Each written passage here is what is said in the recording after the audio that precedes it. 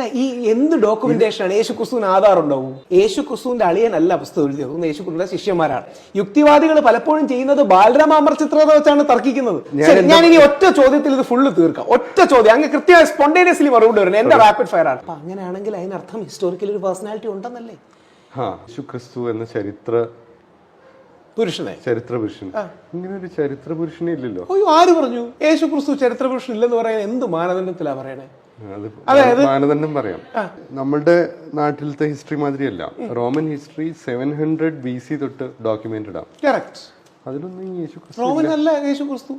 Roman ഹിസ്റ്ററിയിൽ എങ്ങനെയാണ് ജൂതനായ നസറാത്തുകാരനെ ഭരണം അവരുടെയാണെന്നല്ലേ ഉള്ളൂ. പക്ഷെ തങ്ങളോട് റിബൽ ചെയ്യുന്ന ജൂതന്മാരുടെ, യേശു ക്രിസ്തു ജൂതനാണല്ലോ, ജൂതന്മാരുടെ നേതാവിനെ റോമക്കാരെന്തിനാ ഡോക്യുമെന്റ് ചെയ്യുന്നത്? തീർന്നില്ല. ഇനി തീർന്നില്ല എന്ന് മാത്രമല്ല, ഇന്നത്തെ കാണുന്ന രീതിയിൽ ക്രിസ്ത്യാനിറ്റിക്ക് പ്രോമിനൻസ് വരുന്നത് AD 400 കോൺസ്റ്റന്റൈന്റെ മതപരിവർത്തനവും കോൺസ്റ്റന്റൈൻ കോഡിഫൈ ചെയ്തതിനു ശേഷമാണ്. കോൺസ്റ്റന്റൈൻ കോഡിഫൈ ചെയ്യുന്നത് എന്താണ്? ഓൾറെഡി ഉള്ള ചരിത്ര പശ്ചാത്തലവും മറ്റും കോഡിഫൈ ചെയ്തുകൊണ്ട് അദ്ദേഹം വരുന്നതാണ്. എന്തുകൊണ്ടാണ് അദ്ദേഹം പരിവർത്തനം ചെയ്യുന്നത്? അദ്ദേഹത്തിന്റെ പേഗൻ അല്ലെങ്കിൽ പഴയ രീതിയിലുള്ള സംസ്കാരവും കാര്യങ്ങളുമാണ്. അതിനുശേഷം കുറെ കൂടെ ക്രോഡീകൃതമായ ആത്മീയമായ സ്പിരിച്വൽ ആയ ഒരു സാധനം വരുന്നു. ഇതുകൊണ്ടാണ് അല്ലാതെ രാഷ്ട്രീയ താല്പര്യങ്ങളില്ല. അല്ല, അതിനു മുമ്പ് 400 വർഷത്തോളം ഇതിൽ പോട്ടെ. നമ്മുടെ കേരളത്തിൽ ഇന്ന് കാണുന്ന പാപ്പസിയും കോൺസ്റ്റന്റൈനും ഉണ്ടാകുന്നത് കേരളത്തിൽ ക്രിസ്ത്യാനികളില്ലേ? ക്രിസ്ത്യാനികളുണ്ട്. പിന്നെ കേരളത്തിൽ ക്രിസ്ത്യാനില്ല. അപ്പൊ ആരോ ഒരാൾ ഉണ്ടായിട്ടല്ലേ അദ്ദേഹത്തിന്റെ മെസ്സേജുമായിട്ട് വരുന്നത്. ആരോ ഒരാൾ ഉണ്ടായിരുന്നില്ലേ? ആ ആളെ നിങ്ങൾ യേശു എന്ന് വിളിച്ചോളൂ, ഗ്രീക്കിൽ ജീസസ് എന്ന് വിളിച്ചോളൂ, മലയാളത്തിൽ യേശു എന്ന് വിളിച്ചോളൂ, ഇനി ഈസ എന്ന് വിളിച്ചോളൂ, പേരെന്ത് വിളിച്ചാലും ഇങ്ങനെ ഒരു വ്യക്തിത്വപരമായ ഒരാളില്ല എന്ന് പറയുമ്പോൾ അതെന്തിനാ പ്രകോപനപരം? അല്ല, എന്താണ് അതൊന്ന് ബൗദ്ധികമായ തെറ്റാണ്, അതൊന്ന് ഇന്റലക്ച്വലി റോങ് ആണ്. ഞാൻ അതാ ചോദിച്ചത്. ഇപ്പൊ നമ്മുടെ വിശ്വാസ പ്രകാരം AD 52 തോമസ് ലീഹ വന്നു എന്നാണ്. അല്ല, അതിനെപ്പറ്റി ക്രിസ്ത്യൻ ചർച്ച ചെയ്യാൻ സമ്മതിക്കുന്നില്ല. അല്ല, ഒരു സെന്റ്, അവിടെയാണ് അടുത്ത ചോദ്യം. വളരെ പ്രസക്തമായ ഒരു കാര്യമാണ് പറയുന്നത്. അതിന് എന്തിനാണ് പോപ്പിന്റെ അംഗീകാരം? ഈ യുക്തിവാദികൾ എന്നുകൊണ്ടാ പോപ്പിന്റെ വാക്കുകൾ ഫൈനൽ വാക്കായിട്ട് എടുത്തു തുടങ്ങുന്നത്? പല യുക്തിവാദികളും ഇത് പറയുന്നുണ്ട്. അതായത് കണ്ടോ, വത്തിക്കാൻ സമ്മതിക്കുന്നില്ല. ഞാൻ പറഞ്ഞു, വത്തിക്കാൻ സമ്മതിച്ചില്ലെങ്കിൽ എന്താ? അതായത് കത്തോലിക്കരല്ല, ഇവിടെ വന്ന ഓർത്തഡോക്സ് ചർച്ചിന്റെ പാരമ്പര്യമാണ് ഇവരെന്ന് പറയുന്നത്. AD 52 തോമസ് ലീഹ വന്നു എന്ന് പറയുന്നു. ഇനിയും ഉണ്ടോ ഇല്ലയോ എന്നിരിക്കട്ടെ. എന്തായാലും AD 100 മുതൽ 150 മുതൽ ഇവിടെ ക്രിസ്ത്യാനികളുടെ ഡോക്യുമെന്റ് ഉണ്ടല്ലോ. AD 52 ഞാൻ വിശ്വസിക്കുന്ന AD 52 തോമസ് ലീഹ വന്നു എന്നും ലോകത്തിലെ ആദ്യ ഒരു ക്രോഡീകൃത സഭ എന്റെ നാട്ടിലാണെങ്കിൽ എനിക്ക് അഭിമാനമാണ്. ഈ AD 100 മുതൽ ക്രിസ്ത്യാനികളുണ്ടല്ലോ. അപ്പൊ ഏതോ ഒരു ഫിഗർ ഉണ്ടായിട്ടല്ലേ ക്രിസ്ത്യാനികൾ ഉണ്ടാവുന്നത്? ഇല്ലെങ്കിൽ ഉണ്ടാകുമോ? യുക്തിവാദികൾ പലപ്പോഴും ചെയ്യുന്നത് ബാലരാമാമർ ചിത്രത വെച്ചാണ് തർക്കിക്കുന്നത്. ആ ബാലരാമാമർ ചിത്രത പിള്ളേരുടെ ലെവലിലാണ്. ഐഡിയാസിന്റെ ലെവലിൽ, ഫിലോസഫിയുടെ ലെവലിലേക്ക് വരുമ്പോൾ നമുക്ക് ഫിലോസോഫിക്കലി ഡിബേറ്റ് ചെയ്യാം. യേശു ക്രിസ്തുവിനെ കുറിച്ച് പറഞ്ഞു. യേശു ക്രിസ്തുവിനെ കുറിച്ച് പൊതുവെ ചരിത്രകാരന്മാർ പറയുന്നത് BC 4 മുതൽ AD 28 വരെ ജീവിച്ചിരുന്നു എന്നാണ് യേശു ക്രിസ്തുവിനെ കുറിച്ച് പറയുന്നത്. അതാണ് ഹിസ്റ്റോറിയൻസ് കൂടുതൽ അഗ്രി ചെയ്യുന്നൊരു ഡേറ്റ്. December 25 എന്ന് പറയുന്നുണ്ട്. ആയിക്കോട്ടെ, ഏതോ ഒരു ഡേറ്റ് പുള്ളി ജനിച്ചില്ലേ? പോപ്പ് അതിനെ അഡ്രസ് ചെയ്യുന്നുണ്ട്. December 25 വേർഡ് കലണ്ടറൊക്കെ അങ്ങോട്ടും ഇങ്ങോട്ടും മാറൂലേ? പക്ഷെ ഇങ്ങനെ ഒരാളില്ലെങ്കിൽ ക്രിസ്ത്യാനിറ്റി ഉണ്ടാവൂ? ഇങ്ങനെ ഒരാളില്ലെങ്കിൽ ക്രിസ്തുമാർഗം ഉണ്ടാവൂ? ഇങ്ങനെ ഒരാൾ ഉണ്ടായിട്ടും അവരെ ജൂതന്മാർ അംഗീകരിക്കുന്നില്ല. അതുകൊണ്ടാണല്ലോ ജൂതന്മാർ വിശ്വസിക്കുന്നത് ഇനിയും മെശിഹ വേറെ വരുമെന്ന്. ജൂതന്മാരുടെ ഇടയിൽ ഒരു വലിയ മെസ്സയ്യ അല്ലെങ്കിൽ ഒരു സേവിയർ, പ്രവാചകൻ വരുമെന്ന് വിശ്വാസം ഉണ്ടായിരുന്നു. അപ്പൊ യേശു പറഞ്ഞു, ഞാൻ തന്നെയാണ് ആ പ്രവാചകൻ എന്ന്. ആ പ്രവാചകനെ പിന്തുടർന്ന ആൾക്കാർ ക്രിസ്ത്യാനികളായി. അത് സെയിന്റ് പോൾ അടക്കമുള്ളവരുടെ എഫേർട്സ് കൊണ്ട് ഒരു ഓർഗനൈസ്ഡ് റിലീജിയനായി. AD 400 പ്രത്യേകിച്ച് യൂറോപ്പ് ക്രിസ്ത്യൻ വൽക്കരിക്കപ്പെട്ടതോടുകൂടി ലോകത്തെ എല്ലാ ഭാഗങ്ങളിലേക്കും അത് വളർന്നു. ഒരു മിഷണറി പ്രവർത്തനം സ്വീകരിച്ചു. ഇതിന്റെ ഒരു കേന്ദ്ര ബിന്ദു ഇല്ലേ? പ്രശ്നം അതല്ല.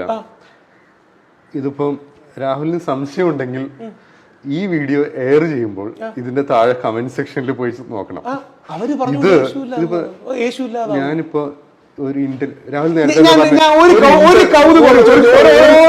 ഒരു ചോദ്യത്തിൽ സെയിന്റ് പോൾ ഉണ്ടായിരുന്നോ?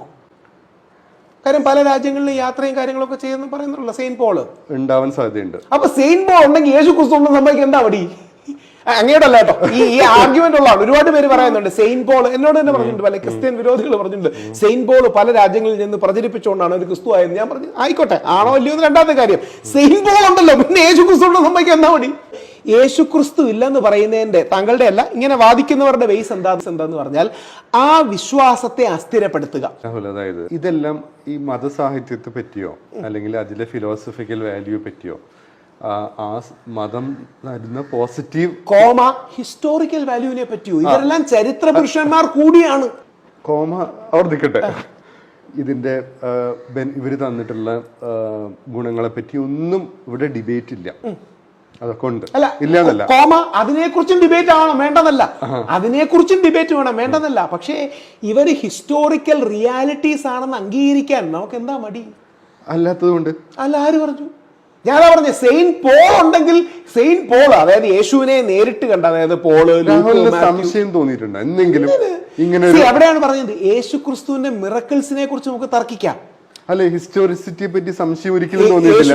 ഞാൻ വളരെ എക്സ്റ്റെൻസീവ്ലി വായിച്ചിട്ടുണ്ട്. യേശുവിനെ കുറിച്ച് വ്യത്യസ്ത തിയറി പോലും ഉണ്ട്. അതായത് യേശു ക്രിസ്തു 12-ാം വയസ്സ് മുതൽ 30-ാം വയസ്സ് വരെ എവിടെയാന്നുള്ളതിന് ഇതില്ല.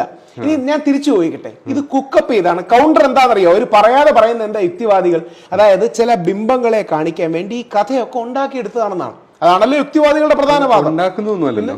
പിന്നെ ഈ കഥകൾ യേശു ഇല്ലെന്നൊരു ദിവസം നമുക്ക് ചിന്തിക്കാം. യേശു ഒരാളെ ഇല്ല, പിന്നെ ഈ കഥകൾ ആരെങ്കിലും ഉണ്ടാക്കുന്നതല്ലേ?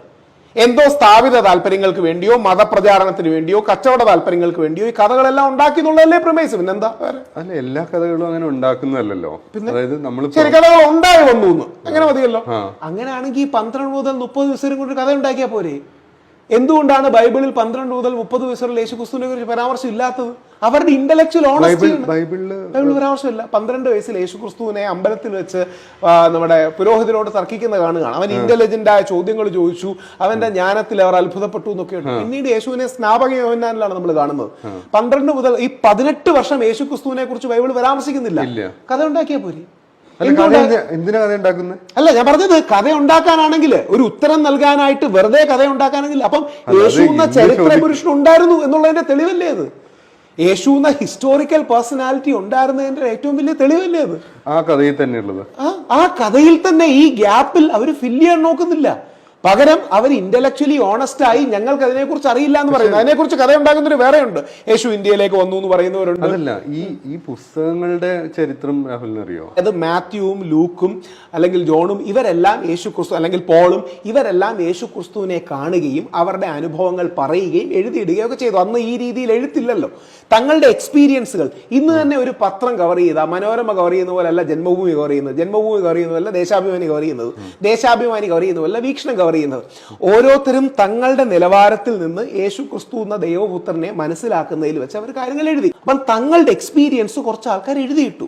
ഈ തങ്ങളുടെ എക്സ്പീരിയൻസ് എഴുതിയിട്ടു എന്ന് പറയുന്നതിനും അതിന്റെ വൈവിധ്യവും തന്നെ ഒരാളവിടെ ഉണ്ടെന്നുള്ളതിന് വലിയ തെളിവല്ലേ? ഞാനൊരു കാര്യം ചോദിക്കട്ടെ രാഹുൽ, അതായത് രാഹുൽ ഈശ്വർ എന്തെങ്കിലും പറഞ്ഞു, രാഹുൽ ഗാന്ധി പറഞ്ഞായിട്ട് ആക്കാൻ പറ്റില്ലല്ലോ.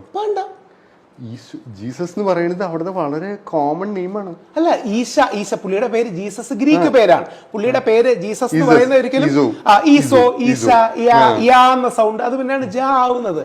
ഇങ്ങനെ ആരെങ്കിലും പറഞ്ഞ് എഴുതിയിടുവോ ആൾക്കാർ? പുള്ളിക്ക് എന്തോ ഇൻഫ്ലുവൻസ് ഉണ്ടായിരുന്നു, പുള്ളിക്ക് എന്തോ ആത്മീയ ചൈതന്യം എന്ന് പറഞ്ഞ യുക്തിവാദികൾ അംഗീകരിക്കുന്നില്ലെങ്കിൽ നല്ല പ്രഭാഷണ പാഠം ഉണ്ടായിരുന്നു. ഇങ്ങനൊരു വ്യക്തി ഉണ്ടായിരുന്നല്ലോ. ഇങ്ങനൊരു വ്യക്തി ഈ യേശു. ഞാൻ ഇനി ഒറ്റ ചോദ്യത്തിൽ ഇത് ഫുള്ള് തീർക്കാം. ഒറ്റ ചോദ്യം, അങ്ങ് കൃത്യമായി സ്പോണ്ടേനിയസ്ലി മറുപടി വരുന്നത് എന്റെ റാപ്പിഡ് ഫയർ ആണ്. സോക്രട്ടീസ് ഉണ്ടായിരുന്നു? എനിക്കറിയില്ല. പ്ലേറ്റോ ഉണ്ടായിരുന്നു? എനിക്കറിയില്ല. അരിസ്റ്റോട്ടിൽ ഉണ്ടായിരുന്നു? ഇവരുടെ എല്ലാം പുസ്തകങ്ങളടക്കം ഇല്ലേ? അതായത് BC 600-ലും 500-ലും 400-ലും ഫിലോസഫീസ് ഉണ്ട്. അതെ, പക്ഷെ അവരില്ലാതെ എങ്ങനെ ഫിലോസഫി ഉണ്ടാവും? അതായത് ബുദ്ധൻ ഉണ്ടായിരുന്നു? ബുദ്ധൻ പല ബുദ്ധന്മാരുണ്ടായിരുന്നു. ആയിക്കോട്ടെ, പക്ഷെ ഒരു ബുദ്ധനില്ലേ? ഈ തുടക്കത്തിൽ ഒരാളില്ലേ? പറയുന്ന ബുദ്ധൻ ഗൗതമ ബുദ്ധനാണ്. അതെ, ഗൗതമ ബുദ്ധൻ ഒരാളില്ലേ? ആ ബുദ്ധൻ എൻലൈറ്റഡ് ആയി അദ്ദേഹത്തിന്റെ ഫിലോസഫി പിന്തുടർന്നു പലരും എൻലൈറ്റഡ് ആയി. ചോദ്യം എന്താണെന്നറിയോ?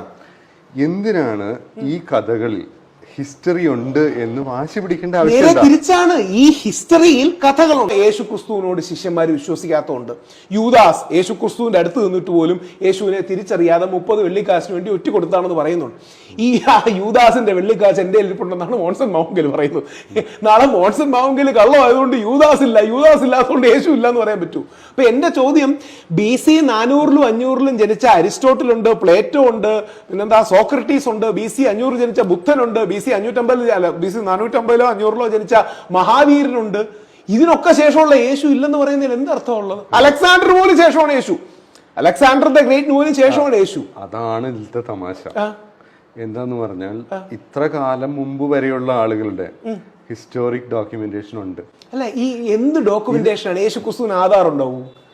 അല്ല, എന്ത് ഡോക്യുമെന്റേഷൻ? പുസ്തകത്തിൽ എഴുതിയിട്ടുണ്ടാവണല്ലോ ആ കാലത്ത്. അല്ല, വേണമെന്നില്ല. ഈ 33 വയസ്സ് വരെ മാത്രം ജീവിച്ച, 30 വയസ്സിൽ പ്രചരണം തുടങ്ങിയ, അല്ലെങ്കിൽ ഗോസ്പൽ മിനിസ്ട്രി തുടങ്ങിയ സ്നാപക യോഹന്നാന് ശേഷമാണ് യേശുവിനെ പ്രോമിനന്റ് ആയിട്ട് കാണുന്നത്. ഈ 3 വർഷം ജീവിച്ച വ്യക്തി ലോക ചരിത്രം രണ്ടായി പതുക്കുന്ന പോയിന്റാണ്. ഈ മനുഷ്യനെ കുറിച്ച് എന്ത് ഡോക്യുമെന്റ് എവിഡൻസ് ആണ് കിട്ടാൻ ഉദ്ദേശിക്കുന്നത്? ഇപ്പൊ ഇദ്ദേഹത്തിന്റെ കഥ ഞാൻ പറയാം. അഗസ്റ്റസ് സീസറിന്റെ കാലത്താണ് അദ്ദേഹം ജനിക്കുന്നത്. 2 കാര്യങ്ങളാണ്. ഇപ്പൊ അങ്ങ് തന്നെ പറയുന്ന ഒരു കാര്യമുണ്ട്, അങ്ങയുടെ വാക്കുകളിൽ നിന്ന് എടുത്ത് പറയാം. ഞാൻ ഈ താർക്കികനായോണ്ട്, ഞാൻ ശരിക്കും താർക്കികാറില്ലെങ്കിലും കോർ താർക്കികനായോണ്ട് താങ്കൾ പറഞ്ഞതിൽ ഒരു വാക്ക് പോലും ഉണ്ട്. അഗസ്റ്റസ് സീസറിന്റെ കാലത്താണ് ഇവരുടെ പേര് ചേർക്കാൻ ഡോക്യുമെന്റ് ചെയ്ത് പോകുന്നതെന്ന്. കഥ അത് ബൈബിളിലുള്ള സ്റ്റോറിയാണ്. അപ്പൊ അങ്ങനെയാണെങ്കിൽ അതിനർത്ഥം ഹിസ്റ്റോറിക്കൽ ഒരു പേഴ്സണാലിറ്റി ഉണ്ടെന്നല്ലേ? ഇങ്ങനെ ഒരാൾ ഉണ്ടായിട്ടല്ലേ പുള്ളിയുടെ പേര് ചേർക്കാൻ പോകുന്ന ആവശ്യമുള്ളൂ. കുറെ കാര്യങ്ങള് അതിശയോക്തി വരും. ഞാനൊരു പുസ്തകം എഴുതുന്നു, ഞാൻ ആ പുസ്തകത്തിൽ പറയുന്നു ഞാൻ ദൈവമാണെന്ന് പറയുന്നു. ആര് പറയുന്നു? ഞാൻ തന്നെ, യേശുക്രിസ്തു അല്ല, ഒരു എക്സാമ്പിൾ. അല്ലെങ്കിൽ ഞാൻ പറയുന്നു എന്റെ അളിയൻ ദൈവമാണെന്ന് പറയുന്നു. ഇതിന്റെ പ്രൂഫും ആ പുസ്തകം തന്നെ. അല്ല, അതെങ്ങനെയാവും? അവിടെയാണ് ഞാൻ ചോദിച്ചത്. യേശു ക്രിസ്തുവിന്റെ അളിയനല്ല പുസ്തകം എഴുതിയത്, യേശു ക്രിസ്തുവിന്റെ ശിഷ്യന്മാരാണ്. യേശു ക്രിസ്തുവിന്റെ കാര്യം പലരും, ഞാൻ ഈ വാദഗതി നെറ്റ്ഫ്ലിക്സിൽ ചില ഡോക്യുമെന്ററീസ് ആയിട്ട് പോലും വരുന്നുണ്ട്, യേശു ക്രിസ്തു യഥാർത്ഥത്തിൽ ജീവിച്ചിരുന്നില്ല. ഇത് പറയുന്നതിന്റെ സ്ഥാപിത താല്പര്യം എന്ന് പറഞ്ഞാൽ ആ സെൻട്രൽ ഫിഗറിനെ ഡൈല്യൂട്ട് ചെയ്യുക. ഈ മതങ്ങളിൽ കുറെ മൂല്യങ്ങളും ദർശനങ്ങളും ഒക്കെ ഉണ്ട്, പക്ഷെ അതിന്റെ കോറ് കുറെ മനുഷ്യരാണ്. ആ മനുഷ്യരില്ലെന്ന് തെളിയിക്കുന്നതിലൂടെ അവർക്കുള്ളിൽ ഒരു ഡയല്യൂഷൻ കൊണ്ടുവരാൻ വേണ്ടി അവർ ശ്രമിക്കുകയാണ്. സോക്രട്ടീസിനെ അംഗീകരിക്കും, പ്ലേറ്റോയെ അംഗീകരിക്കും, അരിസ്റ്റോട്ടലിനെ അംഗീകരിക്കും, ഫിലിപ്പ് ഓഫ് മാസിഡോണിയ അലക്സാണ്ടറുടെ അച്ഛനെ അംഗീകരിക്കും, അലക്സാണ്ടർ ആക്രമിച്ചു എന്ന് അംഗീകരിക്കും, ബുദ്ധനെ അംഗീകരിക്കും, ജൈനെ അംഗീകരിക്കും. പക്ഷേ യേശു ക്രിസ്തു ഇല്ല. കാര്യം എന്തുകൊണ്ടാ? ബുദ്ധനെയും ജൈനെ അംഗീകരിച്ചതിലെ പ്രശ്നമില്ല, അവരൊക്കെ നിരീശ്വരവാദമല്ല, എൻ്റെ കൂടെ ചേർന്ന് പോകുന്നവരാ.